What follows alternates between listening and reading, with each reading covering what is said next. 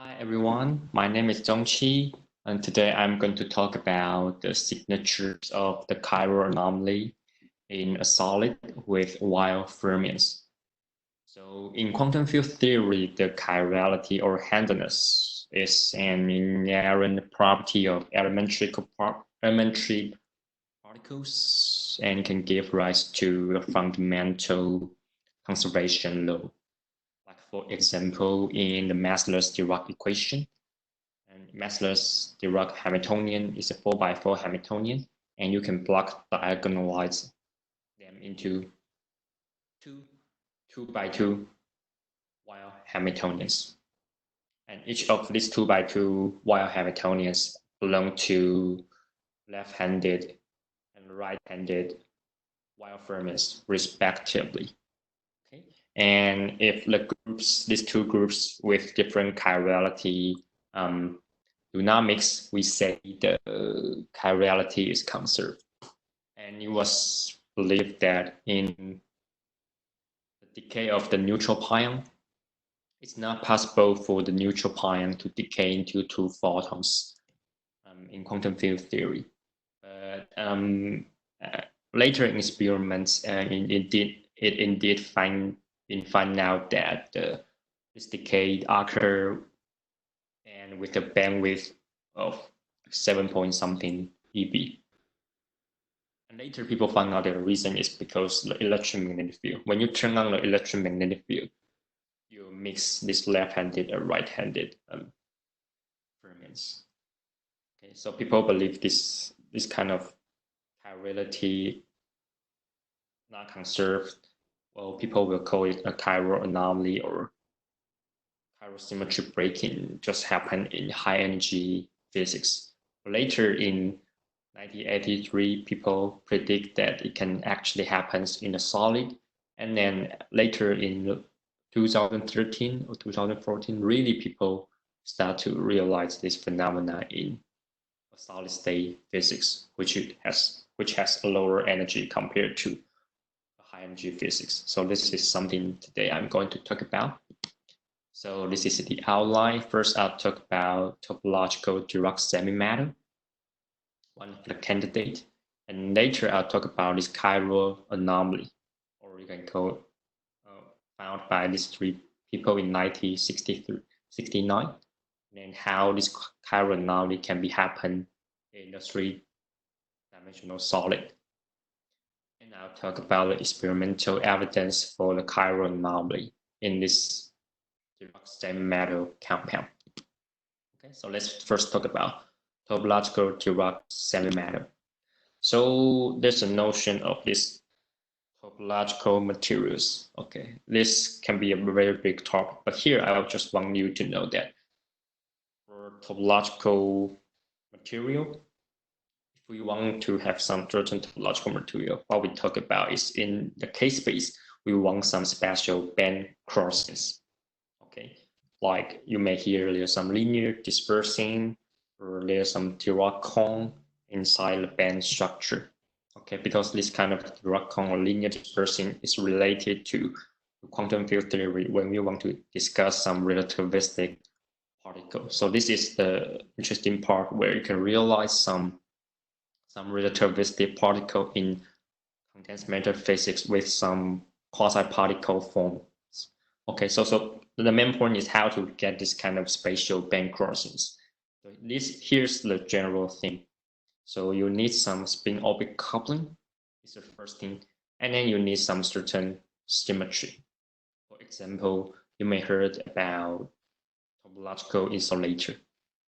Okay, which means that inside the bulk is an insulator, but on the surface there is some conducting channel on the surface. So inside the bulk is insulating, but on the boundary it's conduct.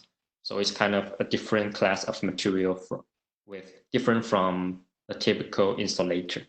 Okay. So how to get this? First, you need spin-orbit coupling. And second, you need some symmetry, which is time reversal symmetry.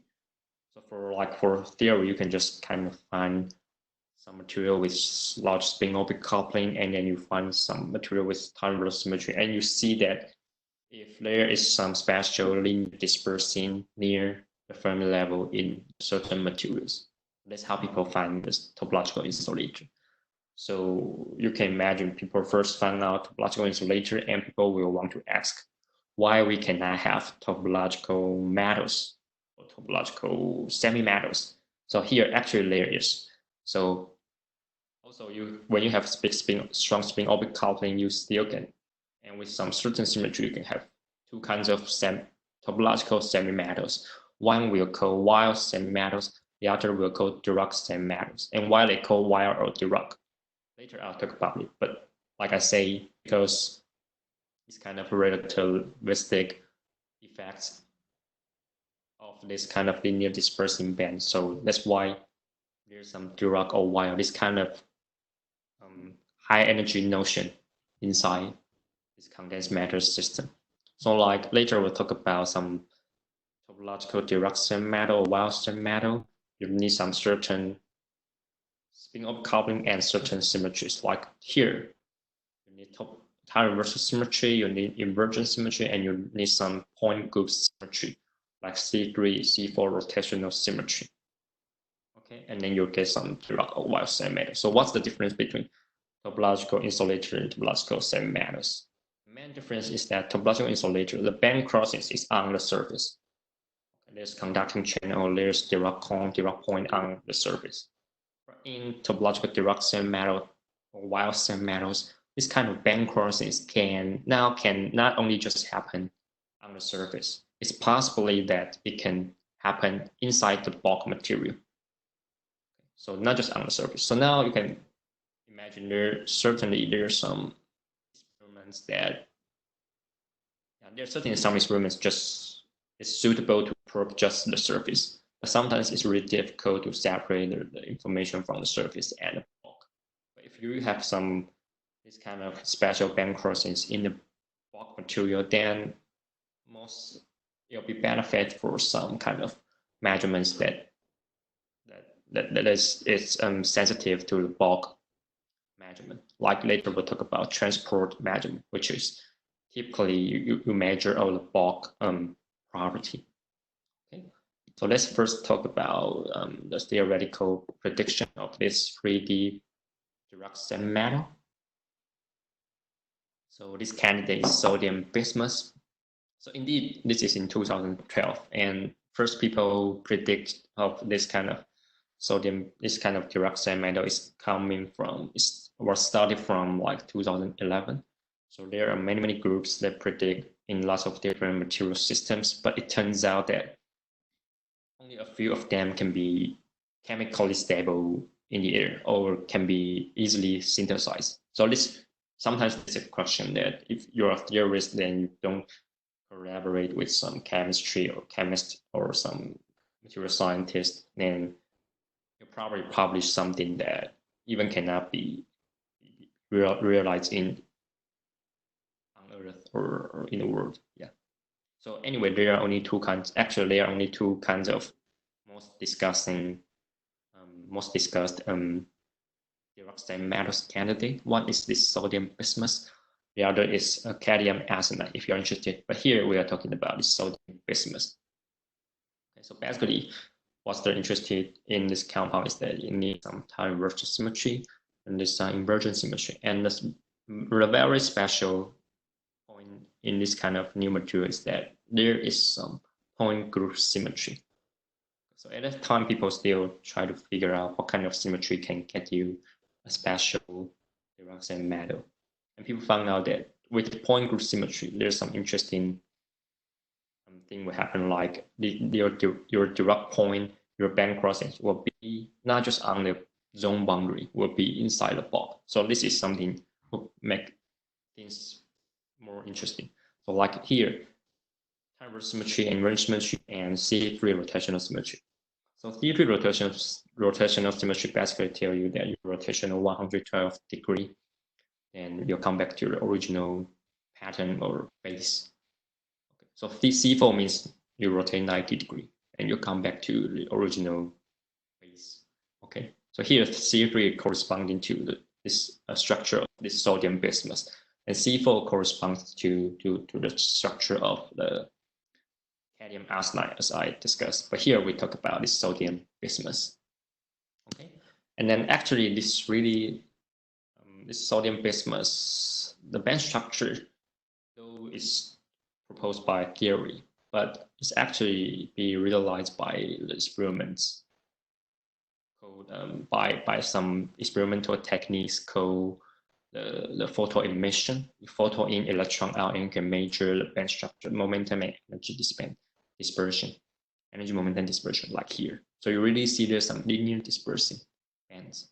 Okay, and also in this schematic picture here, basically you see there are two Dirac cones in the band structure. And why we call it Dirac cones, or we call it Dirac schematic. Here you know why, because when electron moving here, you obey this equation. This equation is called massless Dirac equation.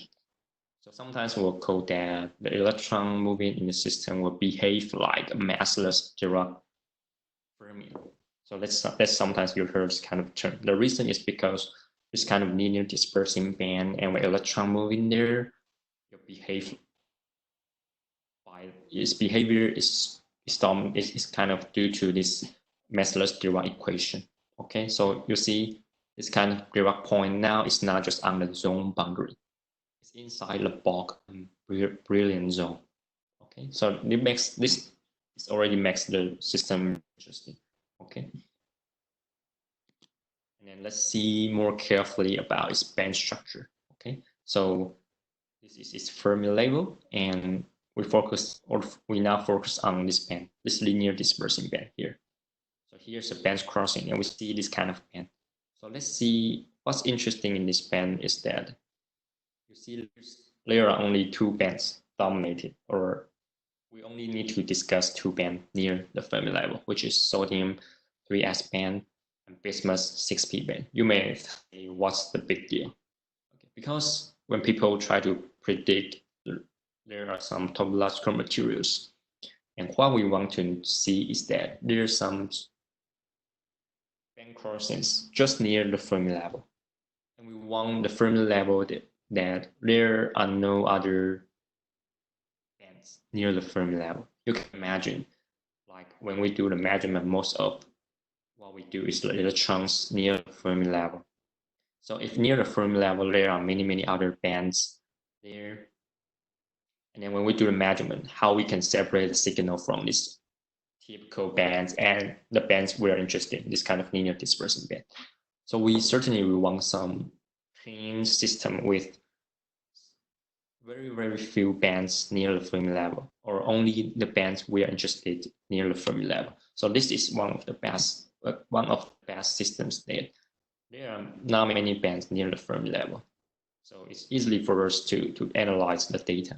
Okay, so anyway, now you see there's a sodium 3s band and bismuth 6p band near the Fermi level, and there is a band crossings. First, due to the spin-orbit coupling, and secondly, the more important thing is why these two bands can cross. It's because there is a C3 rotational symmetry. Okay, so when there is C3 rotational symmetry, we can classify this sodium 3s band and bismuth 6p band, and we'll find out that they belong to different irreducible representations. If you're not familiar with this, you can think about this like a basic vector. So that means this kind of basic vector, they'll be orthogonal. So their inner product will be 0. For the more easier way to understand, you just kind of find the inner product of the wave functions of the sodium 3s bands and bismuth 6p band, and you'll end up finding out with the inner product will be 0. So that means they are allowed to cross. So they will not mix. Okay. So you hear this kind of thing. So anyway, just here I want you to know that why there can be a cross there, it is because there is a certain symmetry called C3 rotational symmetry. So this is really important for the symmetry and the band, or sometimes people will call symmetry protected band crossings. Okay, so let's go further to see the Hamiltonian near the band crossings. this is the Hamiltonian near the gamma point. Right? If we kind of use some theory to calculate the band just near the Hamiltonian, just near this band crossings, near this Dirac node, and we'll find out that this Hamiltonian, which is 4x4 Dirac Hamiltonian, the off-diagonal term can be neglected, and then you got a block diagonalized 4x4 Dirac Hamiltonian. So what's the big deal here? Okay, so for a massless Dirac equation, okay, you can define a chiral operator P, where when you operate this in your wave function, you can separate your wave function to left-handed or right-handed wave function. Okay, so now you see the original massless Dirac equation become two Weyl equations. Okay, or two by two equation. One is left-handed and the other is right-handed. Okay, if you just want to write it in Hamiltonian form, you'll find out that this massless Dirac equation is just like we say, it's a 4x4 Hamiltonian, but with block diagonalized form. Okay, this first thing.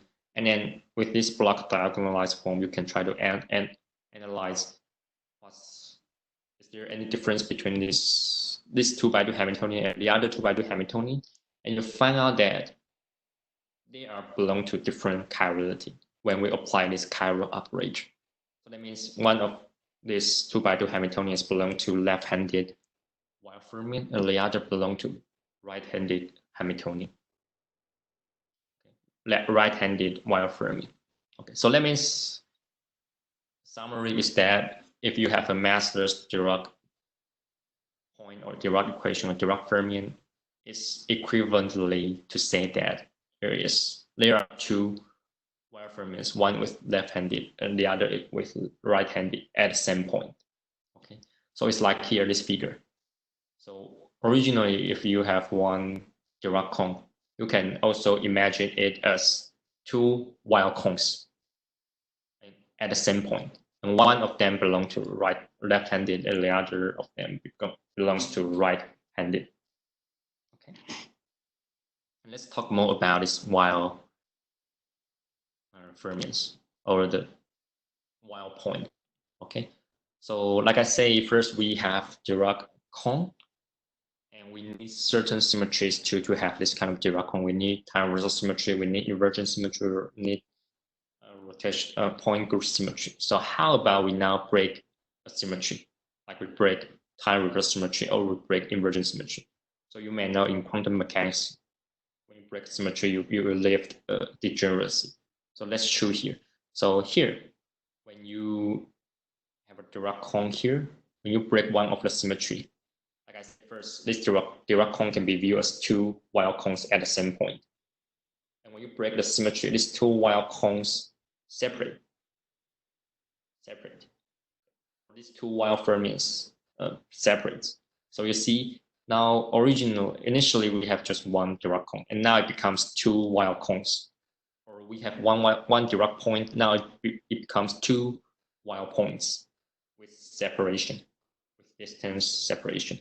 Okay. So we call left run like we call it Dirac sand metals. And when we break one of the symmetry in Dirac sand metal, we'll get Weyl sand metals. So we call Weyl sand metals because there are two Weyl points, separated Weyl points. Okay. So let's briefly talk about what's the importance of these Weyl points. Okay. So Weyl points, people then find out that actually it's a sink and source of physical parameter called Berry curvature. Okay. So it's kind of describe how the curvature of the wave function in K-space. So what's the real matter of this Berry curvature is that this Berry curvature can be viewed as the fixture's magnetic field in K-space, or just view it as a magnetic field in K-space. So because of this equation, the first equation just typical in real space, you have your force equals to QV plus QV cross B. So how about in K-space? In K-space, not just this group velocity equals to d over dk. Now you get additional term.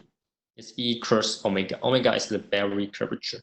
So that means when you apply electric field in certain direction, and then if there's Berry curvature, got a cross term. So you got a transverse response, right hand, sorry, transverse response. So transverse response means it's like you apply a current and you get a transverse response. So what kind of field will give you this kind of transverse response? It is magnetic field. So we'll say that this Berry curvature just acts like a magnetic fixture's magnetic field in K space. So if we say this, if we find out that this Weyl point is a sink or source of Berry curvature, like this left-handed belong to just a sink of the Berry curvature, and this is right-handed Weyl point is the source of the Berry curvature. And we'll kind of say that this Weyl point is just like a magnetic monopole living in K space. Okay, so just let you know a typical notion of Dirac semi-metal and Weyl semi-metals. Okay, and so like initially, if we have a Dirac semi-metal, so we want to break time reversal symmetry. So the next question is how to break time reversal symmetry. So the typical way in experimentalist experiments is that you apply magnetic field. Okay, so when we apply a big magnetic field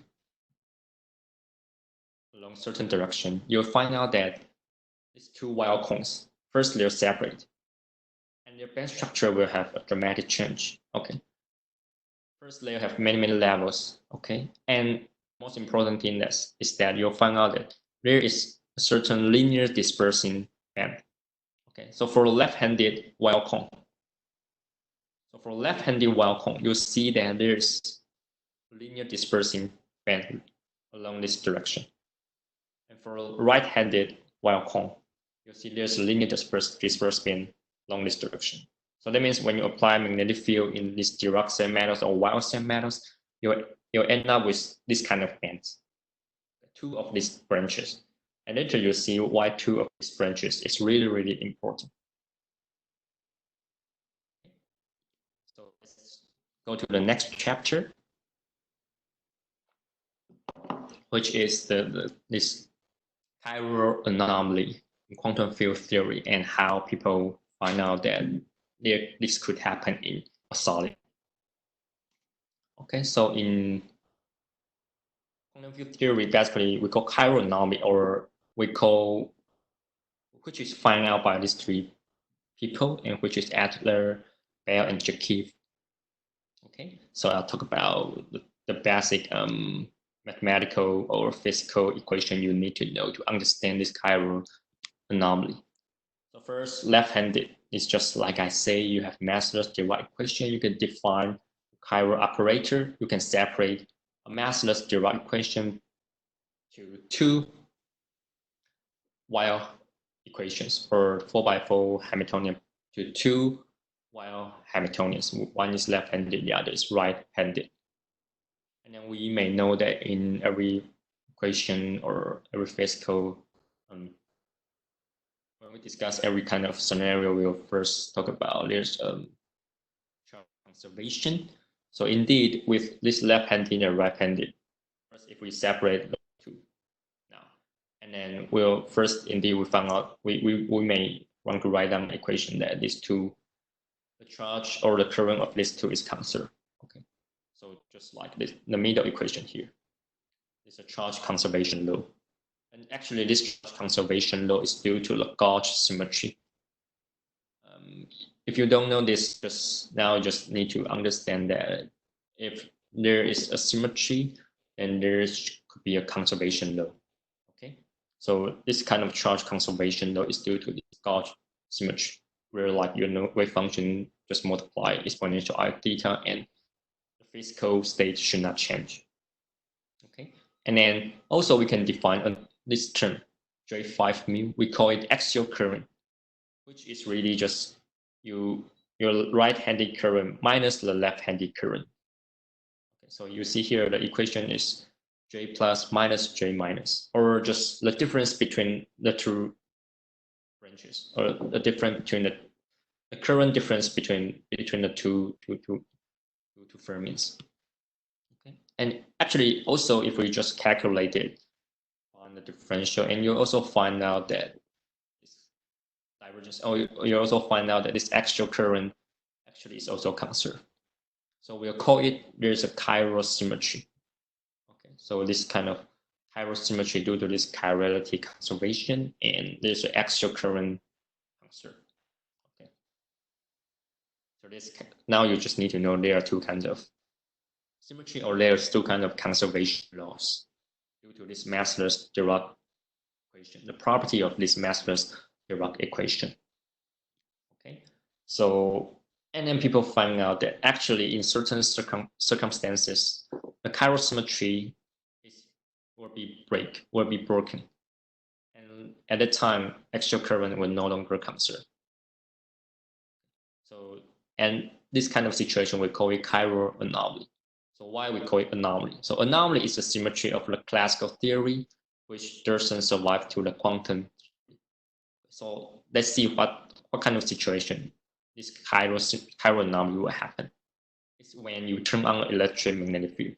So this is our massless equation plus, you see here's the term, this electromagnetic field term here. So due to some quantization condition in the quantum field theory, you'll find out, like we discussed, there are two kinds of conservation law. Now you can only choose one of the two to be conserved. Okay, and this happens when you turn on the electromagnetic field. Okay. So you may know that like the gauge invariant or gauge symmetry is a very important thing when we discuss in standard model. We need this gauge symmetry to have some consistency. Okay, so people really choose the top one to be conserved. So the bottom one now is no longer conserved. Okay, so we say this axial current no longer conserved when you turn on the electromagnetic field. So now you see the equation become this. So your axial current now has an additional term. It's F and the dual of F. F means the magnetic field.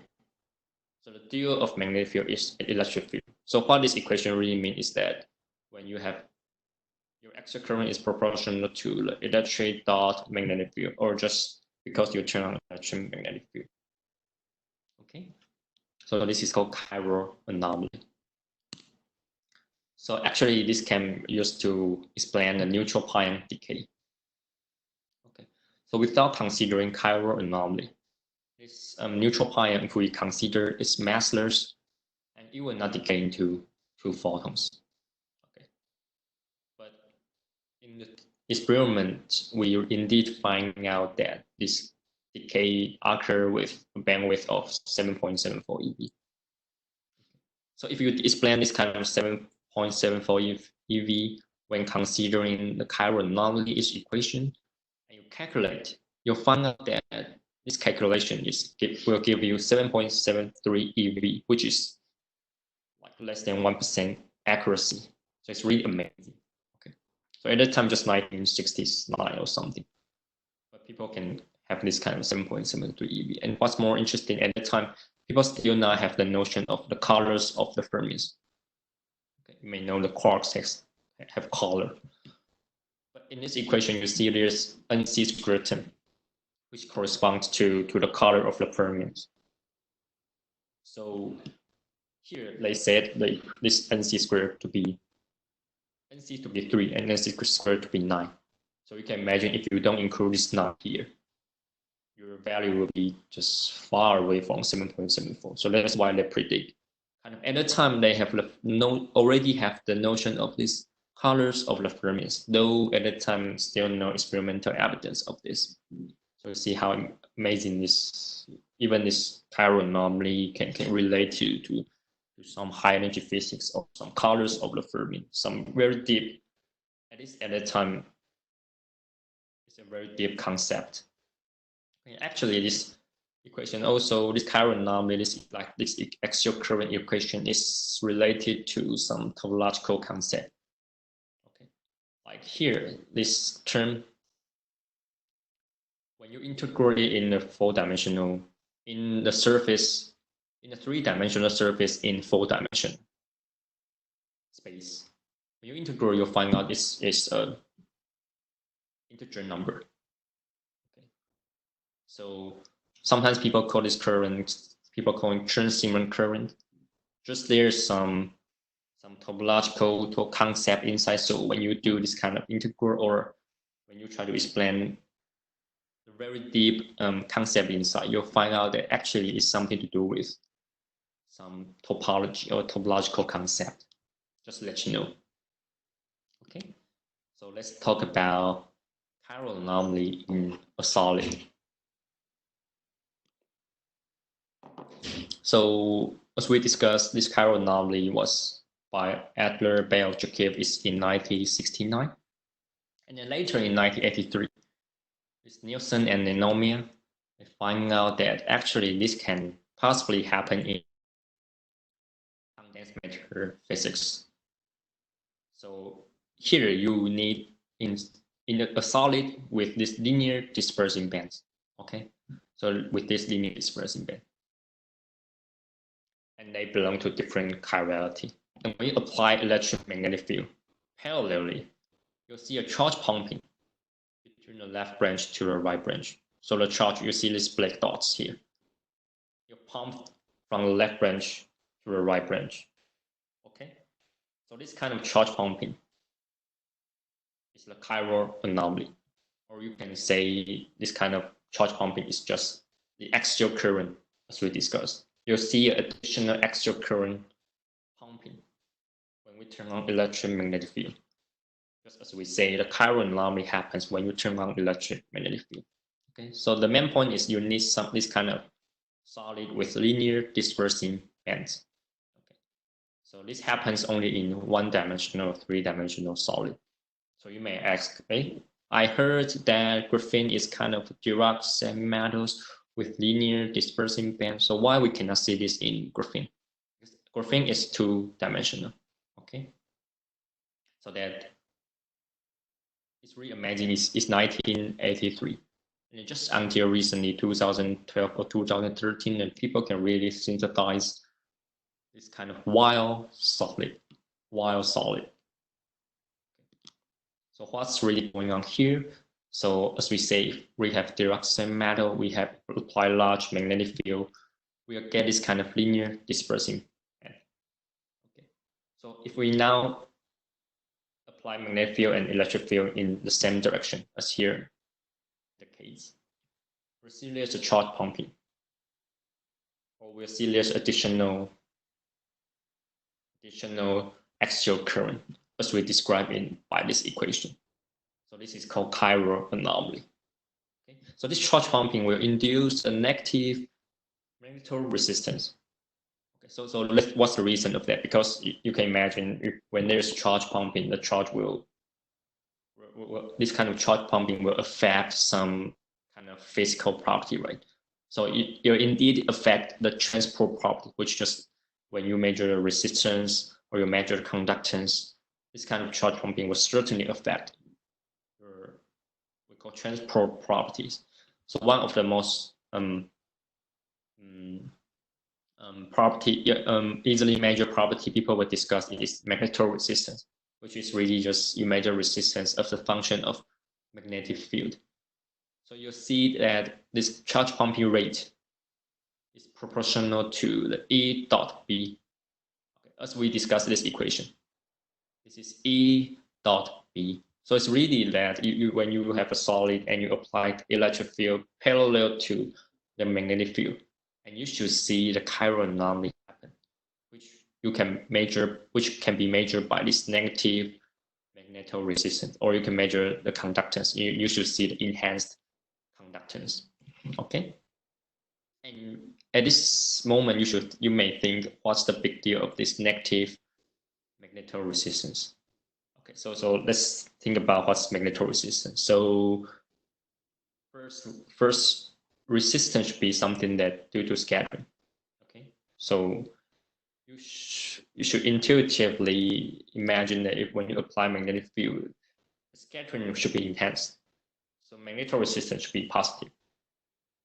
And yes, this for sure happens in most metals, most materials, where you should see the positive magnetic resistance when you apply magnetic field. So this already gives you something that means this negative magnetic resistance is rare. So you can easily rule out some possibility from a typical scattering theory.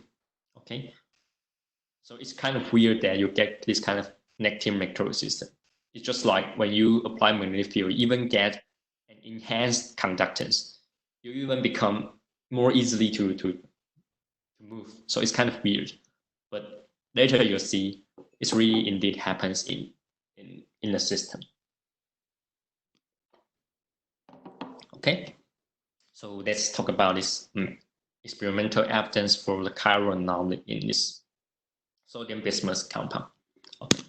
Before we start the real experiments to reveal it, I want to let you know how difficult to grow a sample and how difficult to do a measurement, because yeah, sometimes the theorists, they may say that, yeah, I just already proposed a paper about how to grow it. I already proposed a paper with kind of linear dispersing band. Why you cannot just go ahead to grow it and try to measure it? What's the big deal? Just like I say, sometimes theory, they propose some materials not even they are not even stable in the air. So sometimes there's some problem, or communication should be done between the theorist and experimentalist. So like this sodium bismuth, they at least grow it, I believe, at least half a year, okay? So just to find out the condition. And because of this sodium content in sodium bismuth, the crystal will be oxidized in air for 5 seconds. Can you imagine 5 seconds? So typically we want to do the measurement in just like 1 millimeter to 1 millimeter solid, this small. And we need to put some contact, electrical contact on the surface. And those are done by just you put some gold wire on this kind of very small crystal. Okay. So you can imagine if you have just 5 seconds, how to do it, right? It's really, really difficult technique. So in the world, just really not many groups can really grow this sample, and not many groups can really do measurements on the sample. Just give you a favor of this. Okay, and like I say, because this sodium bismuth, there's sodium loss. So they have first batch sample, and they found out the first batch is not so good because the sodium loss. So they do some 10 weeks annealing. Annealing means you put a sample inside a furnace with certain temperature and certain kind of oxygen pressure or a certain pressure. So you should think that, how do you know you need 10 weeks? How do you know what kind of temperature? How do you know what kind of pressure you need? So maybe they just show you they use 10 weeks. Maybe they try 30 weeks, half a year, more than half a year, or 1 year. You don't know. So you know how difficult just to get a good crystal to do a measurement. And not to mention this measurement is really difficult to do, like I said. Okay, so let's get to the main paper of this experiment by the own group at Princeton, published in Science. Okay, so this is just dioxide metal, the schematic picture of the bands. And when you apply a big magnetic field, you'll see the left branch and the right branch. There is linear dispersing band. Okay, so what we want to see is that we apply electric field parallel to the magnetic field, and we want to see the negative magnetic resistance. So let's see figure D. This is resistance as a function of magnetic field. There are many curves from 4.5 Kelvin to 300 Kelvin. So let's just focus on 4.5 Kelvin. So let's see in zero field, 4.5 Kelvin, zero field has 24 milliohm centimeter resistivity. And when we apply magnetic field, well, the resistivity drops down very quickly. So like drop to 6 million centimeter at just 4 Tesla. So now you see this is a dramatic drop of resistance, or we see this dramatic or large negative magnetic resistance. Here it's like 70 or 80%. It's quite large, right?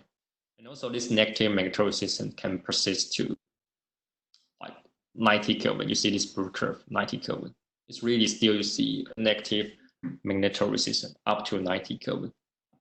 So you should you can imagine how amazing is this experiment that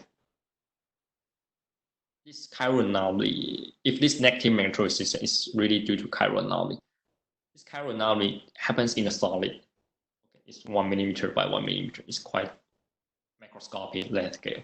And also it happens at such a high temperature. It's like 90 Kelvin.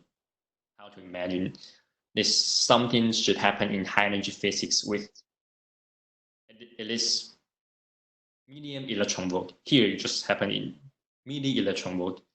So it's really amazing, right? And let's see the more dramatic or more critical evidence of this negative magnetic resistance, or this chiral anomaly, the signatures of this chiral anomaly. So this is figure A and figure B. So what's the difference between this figure and figure B is that in figure A, the current is applied along, let's say, x-axis. Okay. And in figure B, the current is applied along y-axis. Okay. And what's the separate experiment is that they rotate the magnetic field. Okay, so let's say I apply current in x-axis, and now I rotate the magnetic field from totally parallel to the current, and I rotate to 90 degrees, which is perpendicular to the current. And like we know that the chiral anomaly happens when these two are parallel, right? So we should see that when this degree is 0, we should see the more dramatic negative magnetic resistance. When this is 90 degrees, we should be just non-magnetic magnetic resistance. Okay, so this is something we see. So you see this 0 degree curve, 0 corresponding to magnetic field parallel to the electric field. So you see the most dramatic negative magnetic resistance. And when we rotate to 90 degrees, you see just a typical positive magnetic resistance. Not any interesting feature there. And also you see the figure B, which first you apply current along y-axis and you rotate the magnetic field. Okay, still you see a 0 degree corresponding to the most dramatic negative magnetic resistance, and a 90 degree just typical positive magnetic resistance. So that means this negative magnetic resistance really happens when electric and magnetic field are locked together or locked parallelly. Okay, so why I said I think this is the most critical evidence is because when your current apply x-axis or just y-axis. Okay, so in some papers they claim they see the chiral anomaly happens, and they just do an experiment, then they just apply a current and then just apply a magnetic field in certain direction, and they say I see the chiral anomaly. So what's the problem here? Because this negative magnetic resistance can also happen possibly because some other effects, like possibly due to the anisotropy of your sample, or you don't know there's some defects just along certain direction. And so if you just do experiments along certain direction, you cannot really sure that you cannot really rule out the possibility of some defects or other kind of possibilities to give you this negative magnetic resistance. Okay, so here you see this experiment. First, they just apply current along certain direction and then rotate the field.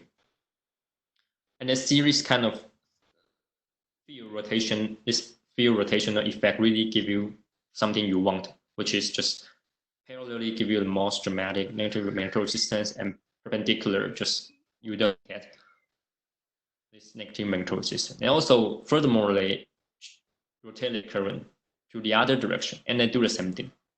So they can really rule out the possibility of some kind of anisotropy, and they can really kind of confirm that this negative magnetic resistance is really due to this chiral anomaly, not other effects.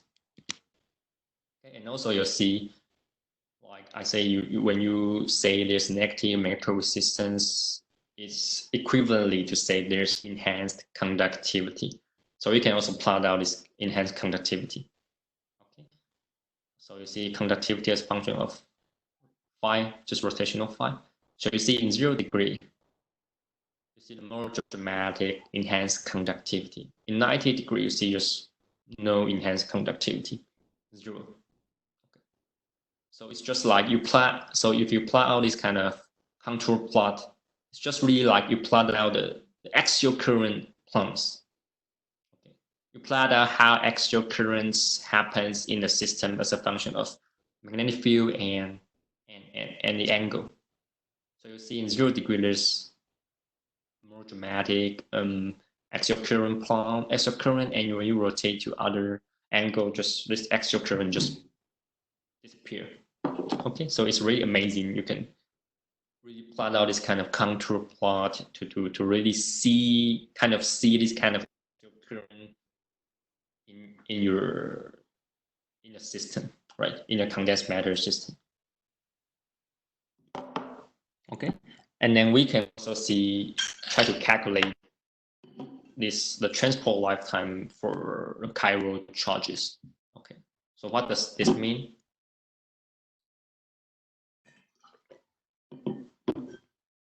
So this is conductance as a function of magnetic field. And then by some theory calculation, we know that this conductance as a function of conductance, you can write the conductance as a function of magnetic field square and a transport lifetime tau A. We call it axial current or the chiral charge. So the transport lifetime of this chiral charges. And then if you calculate from our experimental data, you'll find out that it's much larger than the transport lifetime of the Joule charge or the typical charge. So what's the amazing part of here? You can imagine it's just tell you something that like a typical Joule charge, let's say the transport lifetime means, let's say in 1 second, this Joule charge will scatter with the next ion or next electron. So 40 times larger means this chiral charge, it can propagate 40 seconds, and then you have the next scattering event. So it's like this chiral charge, it can propagate such a long time just freely and without any disturbance somehow, right? Sorry. So it's like in this linear dispersing band, this chiral charge, there's a special channel just for these chiral charges to go. Unlike a typical Joule charge, this chiral charge, due to these charge pumpings, this kind of chiral charges seems to have a special or additional channel to walk inside the material. So give you this kind of suggestion, which is kind of amazing. I think also requires some theoretical explanation. But at least here, I think it kind of makes sense, and also it's kind of interesting to see what's the real parameters underlying to really can explain this number like 40 here or something. So it's really amazing, right? Okay, so here's the conclusion. So the chiral anomaly is just occur in solid with millimeter length scale and up to 90 Kelvin, which, like I say, is really amazing that this should be happen in high energy physics with such a large energy scale. But here you see it happens in a solid with just 90 Kelvin, amazing, right? And this electric field and magnetic field locking, when they lock parallelly, I think is the most critical evidence of the chiral anomaly. And also from my perspective, I think people would really need to do this kind of experiment to rotate the magnetic field and rotate the current, and then to claim they see the chiral anomaly. Because I see many papers, they claim they see the chiral anomaly, but actually they just kind of have a sample and they apply electromagnetic field in certain direction, and they say, yes, I see a chiral anomaly. They see the chiral anomaly. But in most of the time, it is not true. It is not true. because they just, like I said, there are many possibilities. There could be, if you're interested, there could be current jacking effects. There could be some experimental technique effects due to this you wrongly symmetrize or anti-symmetrize your data. If you're interested, I can talk with you later about this. And this really happens in many other topological derived or Weyl semi-metal systems, and they just ignore this and they say, yeah, I see the chiral anomaly because this negative magnetic resistance.